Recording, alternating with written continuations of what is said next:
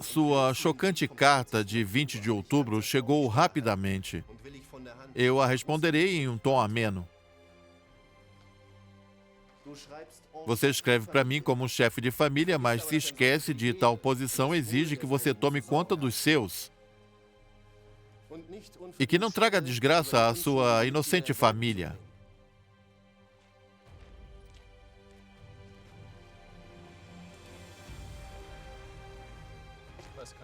Por que você se preocupa com o que dizem nos países longínquos? Sua posição no nosso país permanece inabalável. Já aqui, tudo o que nos resta é o nosso bom nome.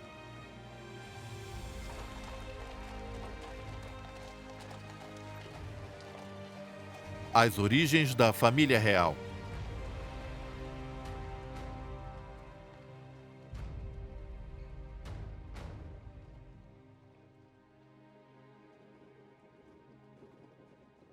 Um bom nome, que atualmente já está quase esquecido, Saxe-Coburgo e Gotha, mas que ainda assim teve um papel instrumental na história da realeza europeia. Seus ancestrais, vindos de um pequeno ducado no centro da Alemanha, hoje adornam muitos dos tronos da Europa, até mesmo do Reino Unido. No dia 2 de junho de 2013, a Rainha Elizabeth II comemorou o aniversário de 60 anos de sua coroação. A lista de convidados continha não apenas a família real britânica extensa, mas também grande parte da nobreza europeia. Um grupo de pessoas que goza de uma influência considerável em enorme riqueza que possuem algum grau de parentesco entre si. A própria Rainha Elizabeth e o Príncipe Philip são primos distantes. Esse traço pode ser encontrado em diferentes famílias e várias alianças políticas pela Europa. Todos esses traços remontam a um ducado pobre e pouco expressivo na Alemanha, a Casa de Saxe-Coburgo e Gotha. No fim do século XVIII, os estados mais poderosos da Europa estavam enfrentando adversidades. Uma revolução sangrenta na França arrancou a nobreza de privilégios e força de trabalho dos principados da Alemanha, que estavam ficando cada vez mais ressentida por terem que trabalhar à exaustão para proveito dos senhores feudais. Na propriedade da família, o Palácio de Ehrenburg, em Comburgo, uma família de nobres aceitou um grande risco e colocou seu futuro nas mãos da corte da imperatriz da Rússia. Essa é a última tentativa desesperada de salvar o ducado da ruína. Isso nunca será o bastante para a imperatriz. Vai ser melhor se você ficar em Comburgo do que se tornar um motivo de chacota em São Petersburgo. Se sua mãe não tivesse gastado toda a nossa fortuna, nós não seríamos hoje um bando de pedites em nosso próprio lar. Não sei se suas andanças com a filha do ferreiro o fizeram esquecer do que está escrito aqui. Uma carta escrita pela própria Imperatriz Catherine. Essa é a nossa última chance e não vamos perdê-la apenas porque meu lord não sabe vestir suas filhas adequadamente. Leopold, querido. Tome. Você poderia ler a carta da Imperatriz para seu pai? Por que você não vem a essa corte com suas filhas para que possamos vê-las pessoalmente, Imperatriz Catherine? Você sabia que nem mesmo a poderosa imperatriz foi capaz de encontrar um pai disposto a dar à sua filha aquele neto bárbaro, Constantin? Ele ainda é jovem e já causou escândalos em todas as cortes reais.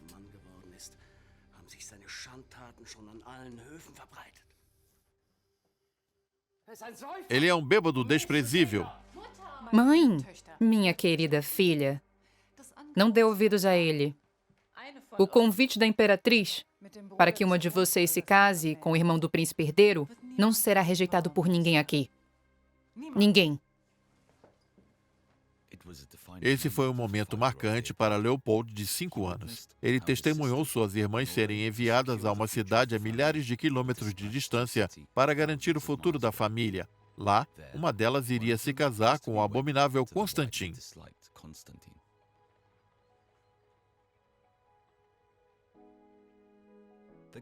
A aposta deu frutos. Constantin rapidamente escolheu a mais jovem das irmãs, Juliane, de 14 anos, cujos anos de martírio teriam início ali.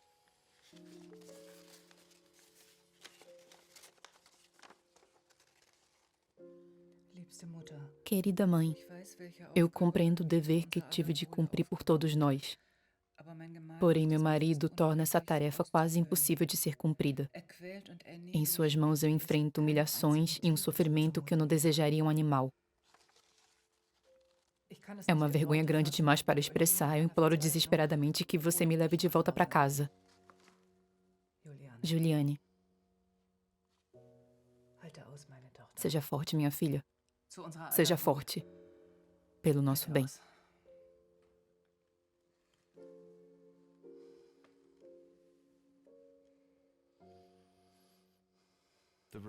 Essa relação com a família real russa foi um momento de virada para a família Comburgo. Leopold posteriormente foi para São Petersburgo, assim como suas irmãs, e lá recebeu seu treinamento militar. Ele estava no local certo, na hora certa, e teve contato com grandes figuras da realeza europeia enquanto vivia próximo ao imperador.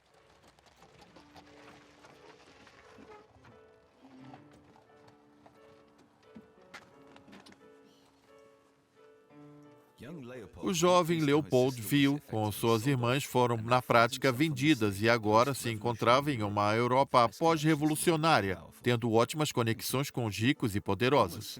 Obrigado. Ele conseguirá, quase que por conta própria, garantir que a família Saxe-Coburgo e Gotha tenha influência em toda a Europa. Que tipo de homem era Leopold? Quais eram suas aspirações? Como ele conseguiu alcançá-las?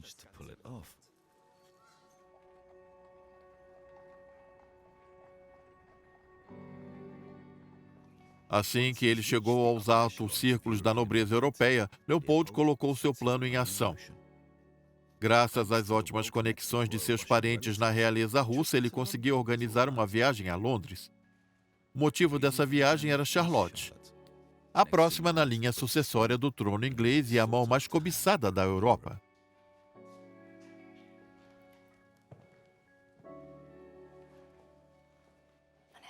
Muitos estão falando sobre mim e o Conde Leopold, mas eu não amo ele.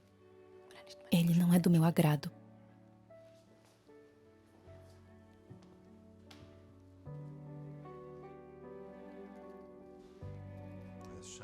Essa conquista será mais complicada do que eu havia antecipado.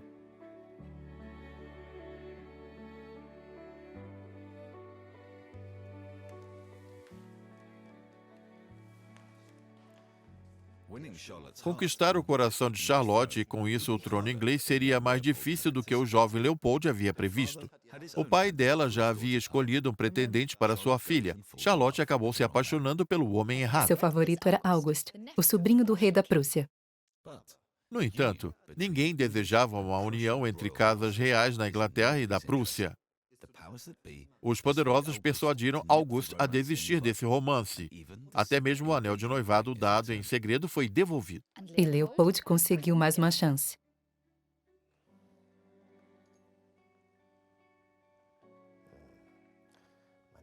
Minhas chances são pequenas. Eu não tenho a bênção do pai dela e nunca terei a aprovação dele.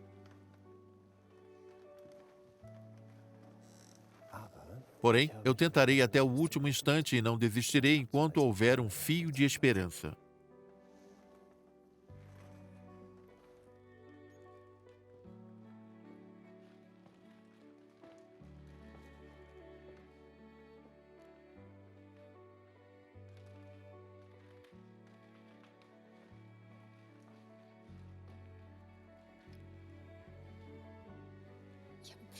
Eu decidi me casar. A pessoa que eu escolhi foi o Conde Leopold. Apenas ele pode me salvar das garras do meu pai, príncipe regente.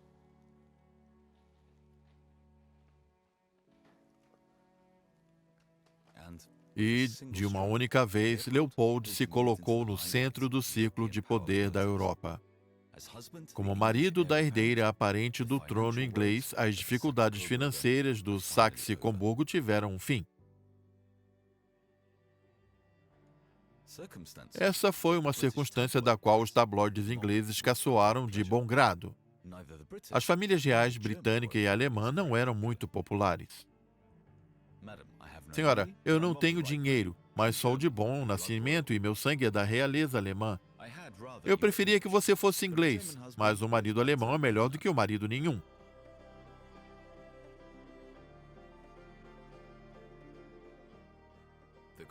The Contrast publicou uma vida de solteiro no continente comendo apenas chucrute.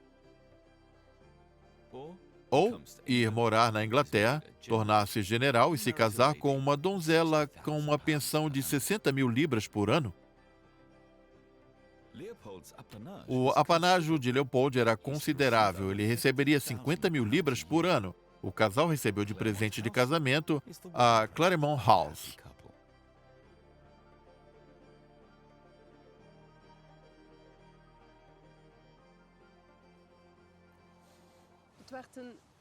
Leopold e Charlotte tiveram um casamento muito feliz. Os dois acreditavam que haviam sido feitos um para o outro. A população inglesa, em pouco tempo, acolheu o casal apesar da monarquia ser impopular naquela época. A família real, em sua totalidade, era frívola e pródiga com o dinheiro suado dos contribuintes. O povo inglês desejava um casal consciente que se amassem de verdade. Charlotte encarnava essa esperança e era querida pela nação desde o seu nascimento. Ela era a princesa do povo. Quase como a Lady Di. Sim, mas ela era a herdeira do trono e Leopold era o lindo príncipe alemão que completava esse casamento das fábulas. E Claremont House foi o presente de casamento. Sim, esse foi o presente da nação ao radiante casal. Eu quero que vocês venham ver o local onde Charlotte e Leopold viveram após terem se casado. Após voltarem da lua de mel, eles viram que Claremont estava à venda. Ela ficou animada em ter seu próprio lugar para morar, além de que aqui eles ficariam próximos a Londres e ela ficaria distante do príncipe regente. Isso era importante porque ele era um pai insuportável e ela teve uma vida difícil por seus pais serem rudes um com o outro, até que de repente ela conseguiu uma enorme liberdade e um marido que ela mesma escolheu. Isso foi uma enorme mudança para ela. Ela o amava de verdade. O amor foi crescendo com o tempo, apesar desse amor ter existido desde o princípio. Leopold foi a principal causa disso, pois ele era extremamente encantador e bonito. Um dos homens mais bonitos da Europa. Nesse aspecto, eles formavam um belo casal, além do fato de que ele estava tentando ensinar ela a ser uma monarca no futuro, enquanto ele seria seu consorte. E ela queria receber o nome Saxe-Coburgo. Esse era seu desejo pessoal, porém, politicamente, isso era impossível de se fazer na Inglaterra. Isso nos mostra como ela queria que eles fossem um rei e rainha unidos. Uma passagem que eu acho adorável é quando um visitante veio aqui e viu os dois lendo ou trabalhando juntos e disse, me desculpe. E eles responderam entre, o senhor e a senhora Coburgo estão apenas fazendo alguns cálculos. Essa simplicidade era o segredo da popularidade deles. Eles eram amados pelos seus modos singelos e pelo carinho que tinham um pelo outro.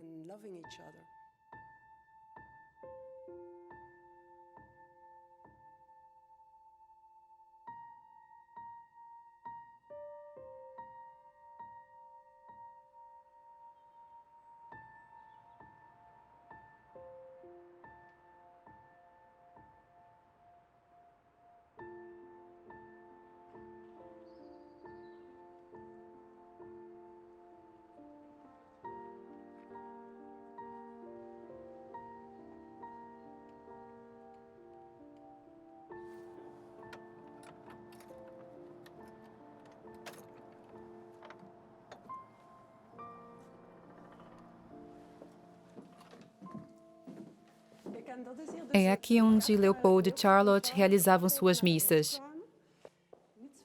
Esta igreja está exatamente como era há 200 anos. É aqui onde eles se sentavam e assistiam ao sermão. Por aqui nós temos algo muito especial.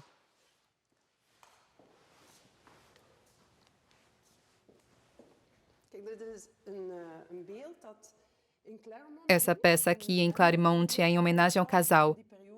Ela mostra os trabalhos de caridade que eles realizaram. Foi um período difícil para o povo. Leopold e Charlotte visitavam os pobres e faziam doações para a caridade. Eles atuaram bastante para atenuar o sofrimento da população.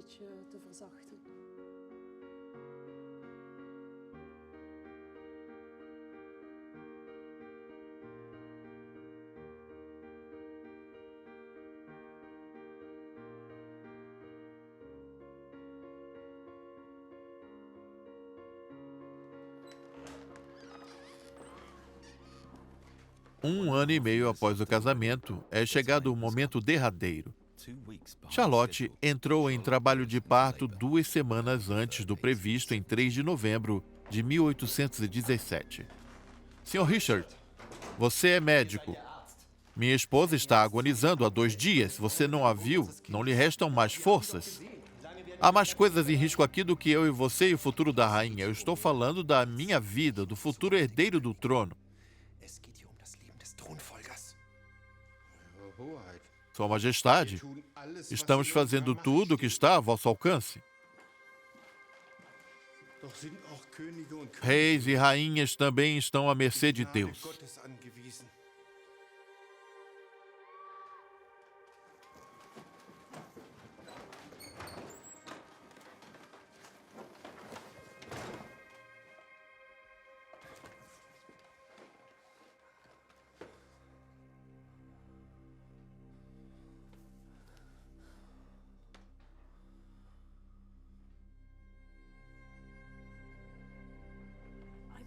Foi aqui neste lugar onde a história foi alterada. Aqui a história inglesa mudou em uma única noite. Foi nesta sala, em Claremont, onde Charlotte entrou em trabalho de parto e seu filho nasceu. Naquela época, toda a nação estava acompanhando o evento. O Times fazia publicações diárias sobre o progresso do nascimento. Todos estavam especulando sobre o que aconteceria. Eles esperaram por muito tempo. Por 50 horas. Foi um longo tempo, isso não acontece mais hoje em dia. A culpa, na época, recaiu sobre o Dr. Croft, pois ele queria um parto que fosse o mais natural possível, porém essa certamente não foi uma boa ideia. A enfermeira saiu desta sala e foi até a antecâmara carregando o bebê natimorto nos braços enquanto chorava.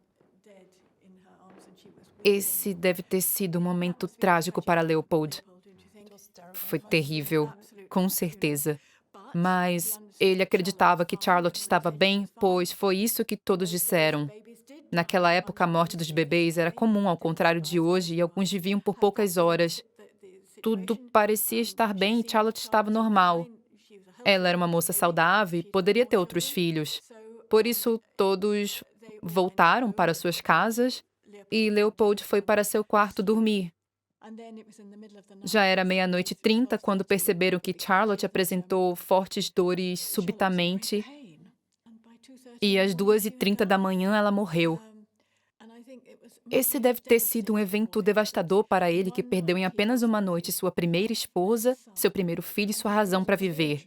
E seu futuro. Sim, naquele momento ele não perdeu apenas a esposa, o filho e sua razão para viver. Ele veio para cá para gerar o herdeiro do trono e tudo havia sido perdido. Todo o seu mundo veio abaixo em uma única noite.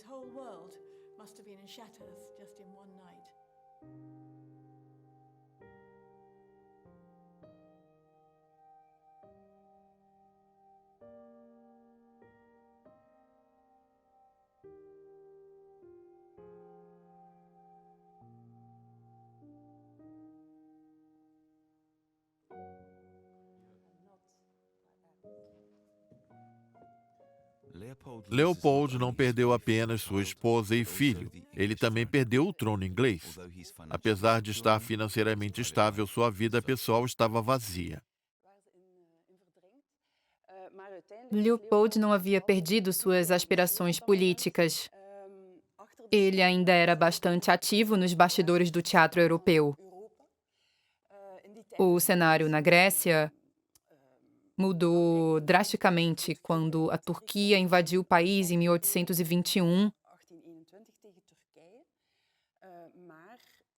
e eles conquistaram a independência em 1829 após uma terrível guerra civil e após isso precisaram de alguém para governar o país. Eles tiveram que tirar um rei da cartola. Sim, eles realmente tiveram que encontrar um rei para um país em apuros. Eles não podiam buscar esse rei em uma das grandes famílias reais da Europa, visto que isso afetaria o equilíbrio do poder. Foi por isso que eles buscaram uma figura neutra, que nesse caso foi Leopold.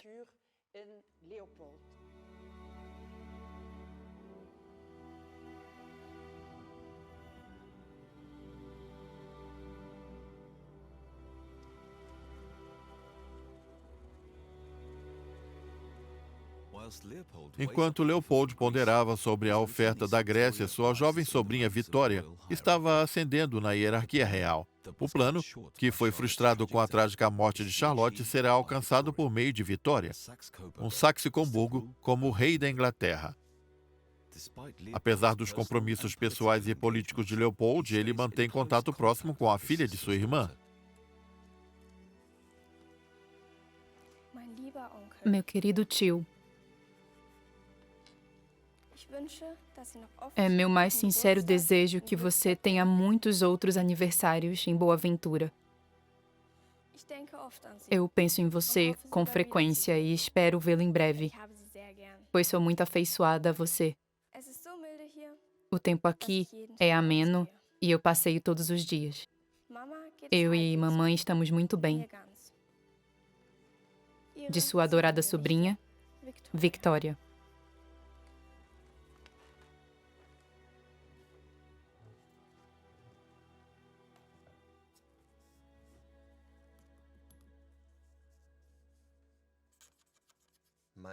Minha querida, apesar de que, brevemente, eu terei o prazer de te ver novamente, eu quero que você se lembre de mim e que saiba como eu ficarei feliz em te abraçar. Eu viajei ao redor do globo e tenho muitas histórias para lhe contar. Mas eu preciso encerrar por aqui. Au revoir. Espero lhe encontrar grande, radiante e ainda afeiçoada por seu velho e leal tio, Leopold.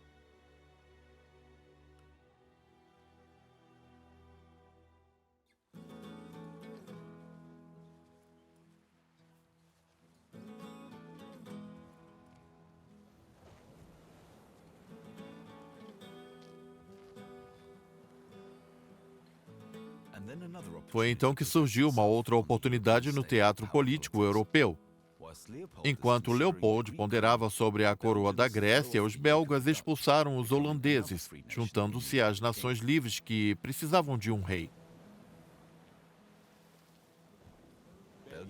A Bélgica se tornou independente e estava em busca de um rei. Por isso, ela iniciou negociações diplomáticas para encontrar um candidato que não impactasse o equilíbrio das forças. Assim como fizemos ao escolher o chefe do Banco Real da Europa. Inicialmente, os belgas escolheram Louis de Orleans, o filho do rei da França, então com 16 anos. Porém, essa foi a escolha que não agradou os ingleses e os Saxe-Coburgo entraram na disputa.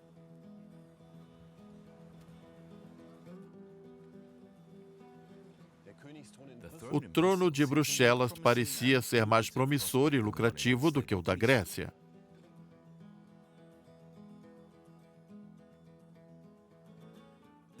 Desta vez, Leopold não hesitou e, em 17 de julho de 1831, ele partiu da Inglaterra e pisou em solo belga pela primeira vez para se tornar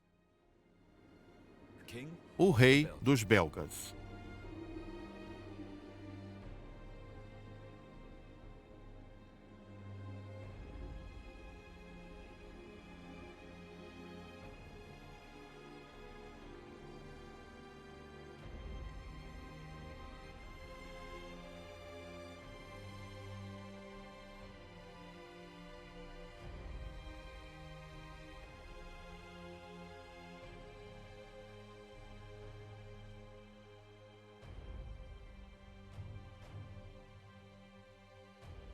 Leopold agora era rei. Sim, ele se tornou rei de um país que havia promulgado uma constituição bastante liberal antes de sua chegada. Foi uma constituição mais moderna, liberal e progressista do que a de qualquer outra monarquia da Europa. Leopold tinha o dever de defendê-la, pois estava subordinado a ela. Leopold não era o rei da Bélgica, mas sim o rei dos belgas. Ele não era o rei de um país, mas sim o rei de um povo. Isso mostra como era importante para os revolucionários belgas a transformação do país em uma monarquia democrática. Seu casamento ainda era uma questão delicada. O casamento de Leopold com Luz Marie foi um casamento com a França. Ele se casou com uma princesa francesa pelo fato de ela ser católica. Ele era protestante, o que era tido como um problema para a maior parte dos belgas que eram católicos.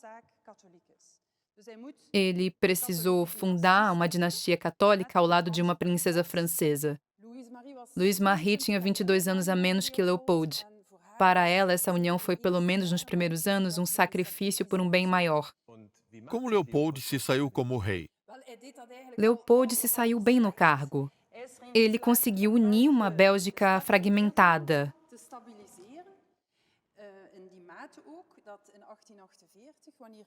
Ele foi tão bem sucedido nessa tarefa que a Bélgica não foi afetada pelas revoltas que abalaram a Europa em 1848. Leopold considerava isso uma das suas grandes conquistas pessoais e passou a ser muito admirado por toda a Europa. Tudo estava indo bem. E Leopold pôde retornar à sua missão de inserir a família Saxe-Coburgo e Gotha em diversas famílias reais europeias.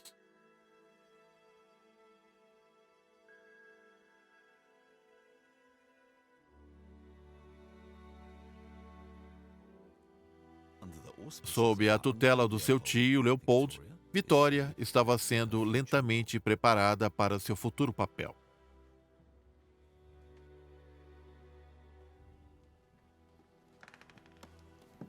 Uma carta do seu tio.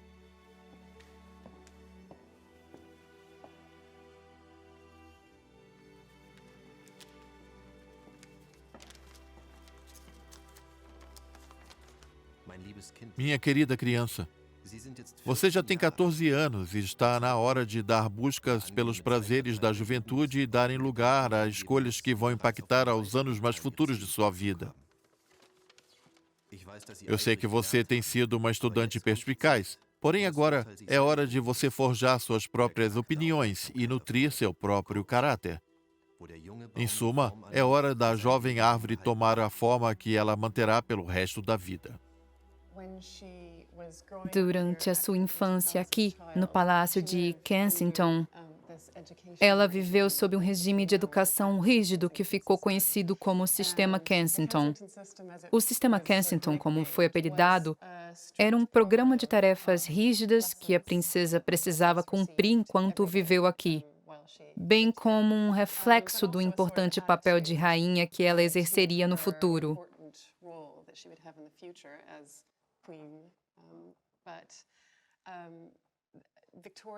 Posteriormente, Victoria passou a ver o sistema Kensington como um tratamento demasiado rígido e cruel. E ela, por vezes, descrevia o que acreditava que havia sido uma infância penosa e infeliz que teve no Palácio de Kensington. Como exemplo, temos o fato de que ela raramente era deixada sozinha, não podia caminhar pelo andar de baixo sem segurar a mão de um adulto, e ela precisava dormir na mesma cama que sua mãe. Para mim, isso não soa como algo bom de forma alguma. Talvez não, mas se você está sendo preparado para se tornar um chefe de Estado como um rei ou rainha, esse pode ser um conjunto de regras mais adequado. Como era a relação dela com Leopold? O príncipe Leopold adotou o papel de uma figura paterna para a princesa Victoria. Ele foi uma das últimas pessoas a ver o pai dela vivo, que morreu quando ela tinha 8 meses de idade. Foi a partir disso que ele decidiu se empenhar em ser um tio que atuava como figura paterna. Ela tinha um grande afeto pelo príncipe Leopold. Eles se correspondiam com frequência e ela o repreendia quando recebia poucas cartas, pois ela adorava conversar com ele e ele também enviava presentes a ela. Ele enviava livros de história para ela. Outro exemplo é esta casa de boneca. Ele enviava presentes como pequenos pratos para a casa de boneca para que ela pudesse brincar e se entreter. São lindos.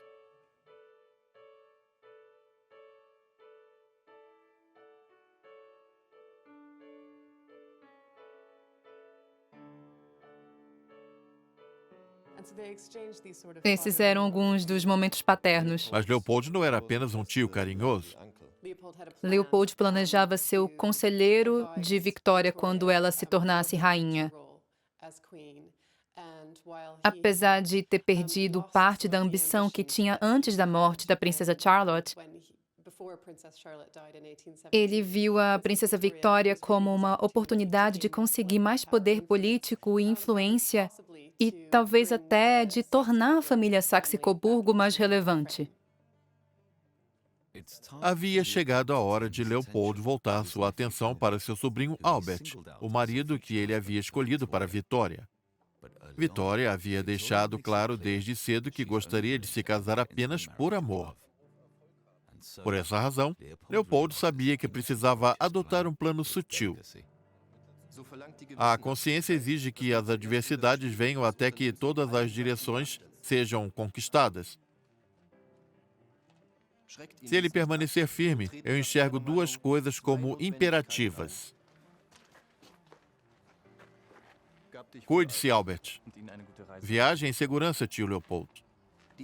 A primeira é uma educação ampla que abranja o seu futuro papel e que seja feita aos moldes da educação inglesa.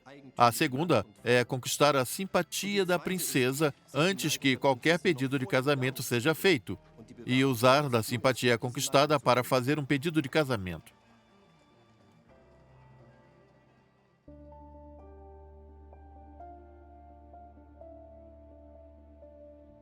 Como Leopold nunca contava com a sorte, ele convidou Albert para viver com ele em Bruxelas.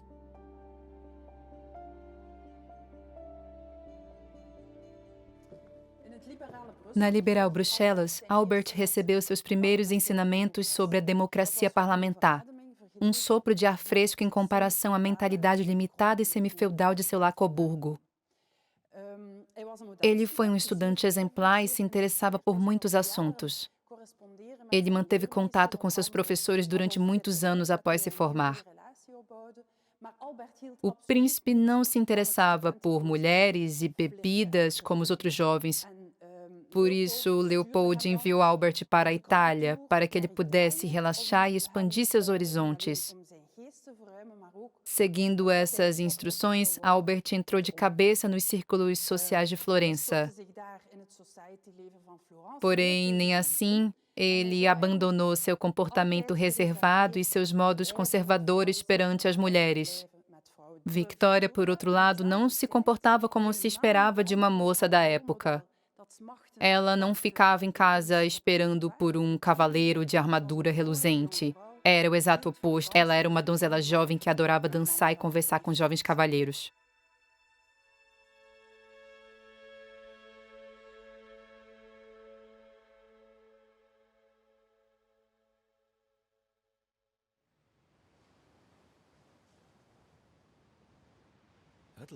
Leopold finalmente enviou Albert em uma visita da família a Londres. Demorou um pouco até que um príncipe se recuperasse da travessia turbulenta e estivesse bem apresentável para conhecer a herdeira do castelo de Windsor.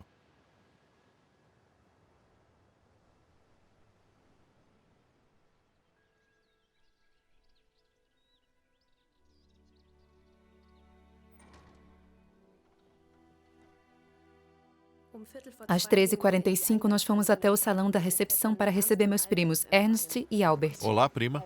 Oi, Albert. Ernst. Vitória. É um prazer conhecê-los. Albert é tão alto quanto Ernest, porém é mais forte e mais bonito. Como foi a viagem? Turbulenta. De fato. O cabelo dele é da mesma cor do meu e seus olhos são grandes e azuis. Ele tem um lindo nariz. Seus lábios são encantadores e seu sorriso é reluzente.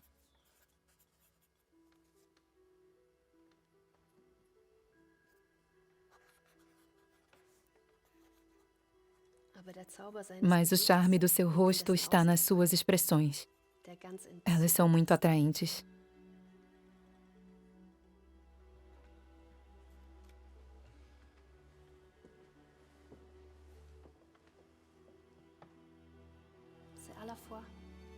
Ele é ao mesmo tempo doce, carinhoso, sábio e inteligente. A princesa Victoria adorava a companhia de Albert. Ela dizia que ele era muito bonito, bondoso e agradável. Ele brincava com seu cão Dash e eles se divertiam bastante, porém, ele era um pouco entediante. Ela adorava ficar acordada até tarde, se divertindo e dançando, e Albert estava sempre reclamando de dores de cabeça e ia embora cedo. Apesar de ela gostar da companhia dele, ela não havia se apaixonado imediatamente por ele. Pouco após a visita de Albert a Londres, as peças mudaram de lugar no tabuleiro.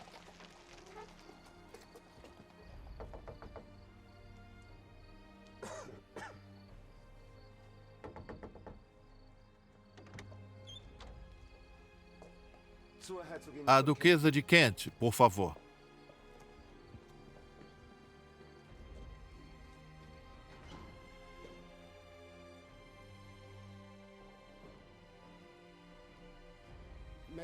Senhora, as circunstâncias pedem que eu fale com sua filha, pessoalmente e com urgência. Isso não será possível, a princesa está dormindo.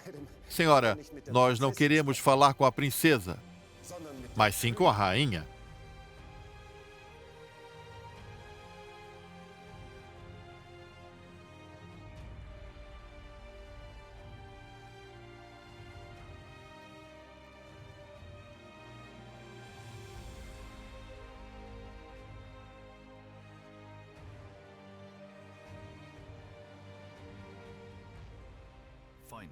A primeira parte do plano de Leopold estava completa.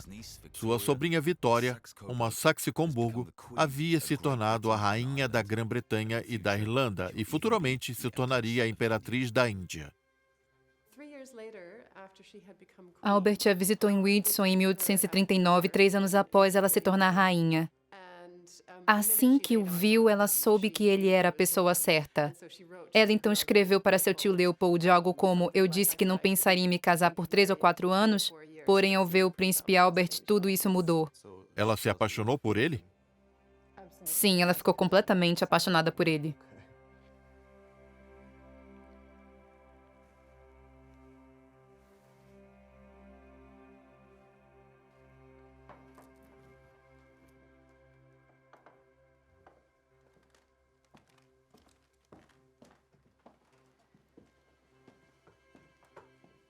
Acredito que você sabe a razão de eu ter te chamado aqui a essa hora da noite.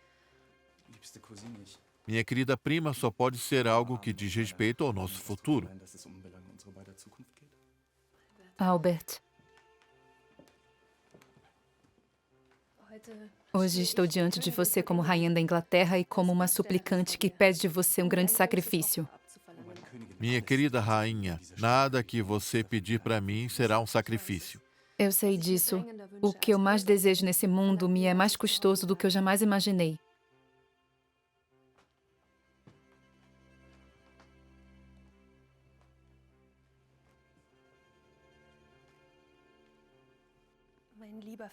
Meu querido primo, você faria de mim a mulher mais feliz do mundo se realizasse meu maior desejo, que é unir sua vida à minha, casando-se comigo.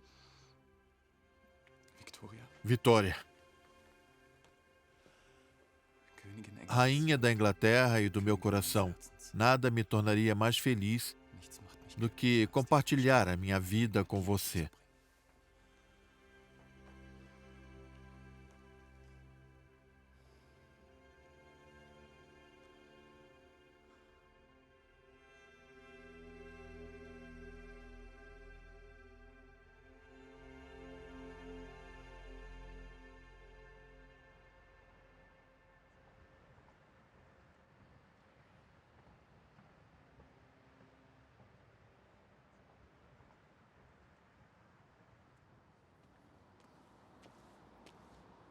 Assim, o sonho de Leopold se tornou realidade.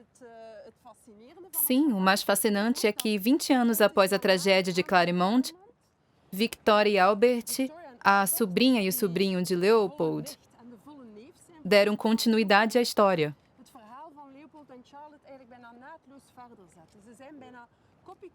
Eles eram cópias quase idênticas de Charlotte e Leopold. E como foi esse casamento para Albert? Albert era o consorte da rainha, não o rei. Ele tinha pouco poder político, porém, nos bastidores, ele tinha enorme influência sobre a monarquia inglesa. Albert e Victoria ambos entendiam a importância que a imagem deles tinha e que ela derivava da forma como eram vistos em público como casal e família. Eles aprenderam isso de Leopold. É por isso que a sacada do Palácio de Buckingham se tornou tão importante para a monarquia.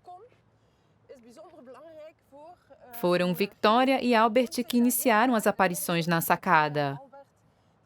É algo que leva a população à loucura, principalmente no Reino Unido. Podemos dizer que Albert e Victoria formaram um casal dos sonhos? Eles tiveram sucesso no cultivo da imagem de um casal dos sonhos, mas, obviamente, eles eram apenas pessoas comuns.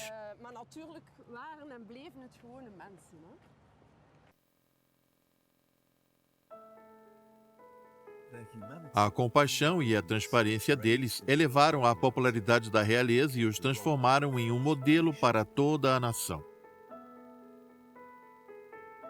Essa é a família real sob a árvore de Natal, uma tradição alemã que Albert trouxe para esta ilha, que ele tornou uma das características do Natal inglês. Um cenário idílico que nem sempre refletiu a realidade.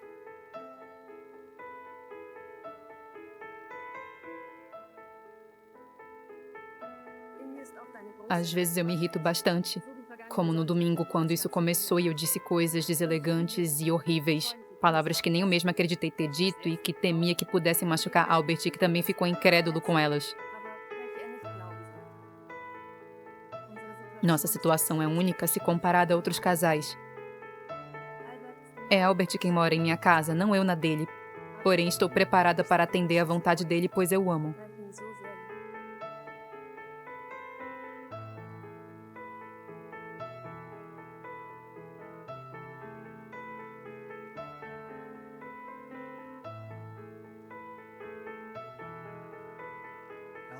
Albert se tornou o mais importante conselheiro da rainha e atuava em seus próprios projetos. Tendo uma forte consciência social, ele assegurou que houvessem moradias adequadas para a classe trabalhadora no auge da Revolução Industrial.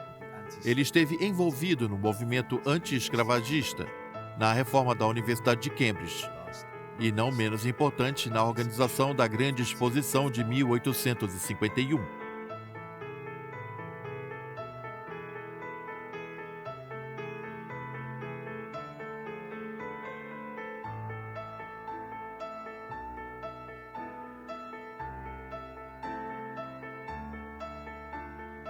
O príncipe Saxe-Coburgo se tornou uma figura influente durante a frenética Revolução Industrial e guiou o país e a monarquia rumo à Era Moderna, mesmo que o nome dessa tenha sido uma homenagem à sua esposa, a Era Vitoriana.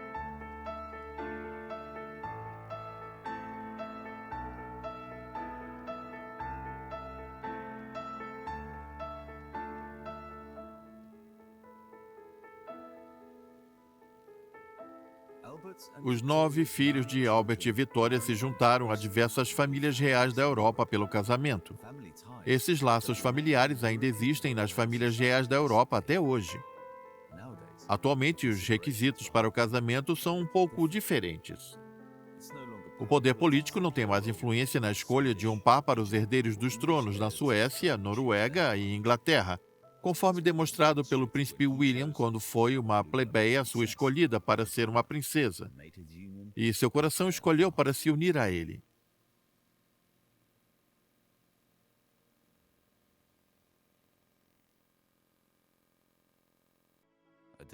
Isso foi algo que Leopold, apesar de todas as reviravoltas na sua vida, não viveu para ver.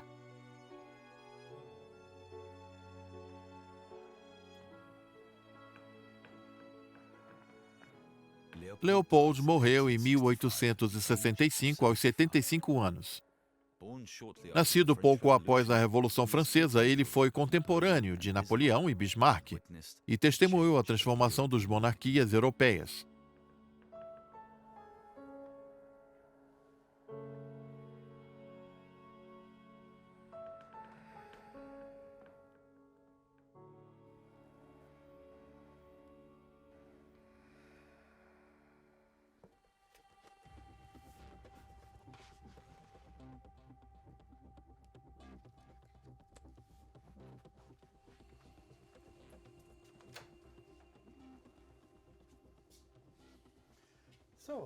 Este é o álbum do funeral de Leopold I. Posso? Claro.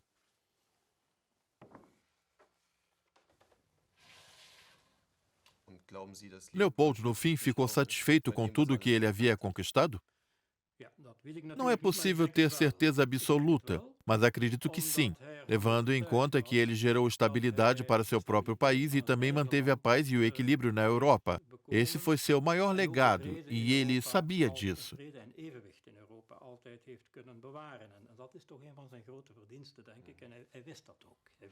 Foi realizada uma grande procissão funerária, deve ter sido algo especial para os belgas. Sim, ele foi o primeiro rei dos belgas a morrer.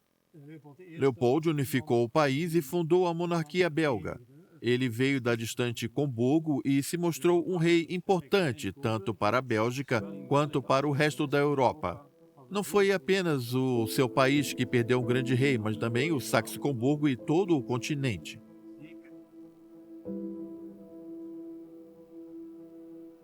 É exatamente o que ele foi, um grande rei.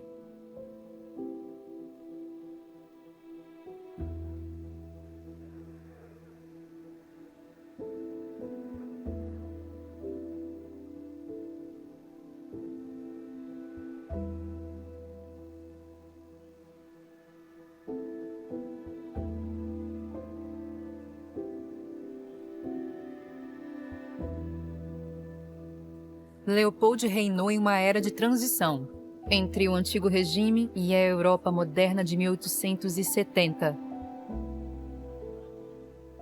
Ele era um conservador, mas não era um reacionário.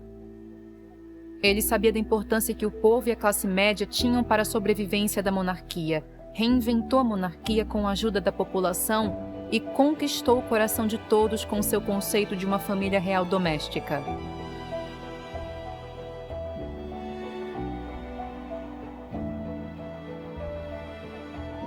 Ele criou um molde popular adotado pelas famílias reais até os dias atuais, especialmente na Inglaterra.